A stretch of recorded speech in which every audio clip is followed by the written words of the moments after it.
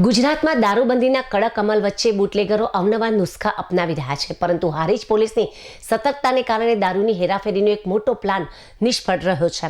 હારીજ પોલીસે બાતમીના આધારે બોરતવાડા 3 રસ્તા પાસે વોચ ગોઠવી કપચી ભરેલા ડમ્પરની આડમાં છુપાવીને લઈ જવાતો વિદેશી દારૂનો જંગી જથ્થો ઝડપી પાડ્યો છે. હારીજ પોલીસને ચોક્કસ બાતમી મળી હતી કે એક ડમ્પર મારફતે વિદેશી દારૂનો મોટો જથ્થો પસાર થવાનો છે. આ બાતમીના આધારે પોલીસે બોરતવાડા 3 રસ્તા પાસે નાકાબંધી કરી તપાસ હાથ ધરી હતી. તે દરમિયાન શંકાસ્પદ ડમ્પરને રોકી તપાસ કરતા તેના ઉપરના ભાગે કપચી ભરેલી હતી. જોકે ઝીણવટભરી તપાસ દરમિયાન કપચીની નીચે ગુપ્ત ખાનામાં છુપાયેલો વિદેશી દારૂનો મોટો સ્ટોક મળી આવ્યો હતો. હારીજ પોલીસે આ ઓપરેશનમાં કુલ ₹96 લાખનો મુદ્દામાલ જપ્ત કર્યો છે. દારૂના જથ્થામાં બિયરના ટીન અને વિદેશી દારૂની બોટલો મળી કુલ 800 જેટલી પેટીઓ પકડી પાડવામાં આવી છે. ઝડપાયેલા દારૂની અંદાજિત કિંમત 56 લાખ અને ડમ્પરની કિંમત 40 લાખ ગણવામાં આવી છે. દારૂનો જથ્થો એટલી મોટી માત્રામાં હતો કે તેને ડમ્પરમાંથી ઉતારવા માટે પોલીસે 15થી વધુ મજૂરોની મદદ લેવી પડી હતી.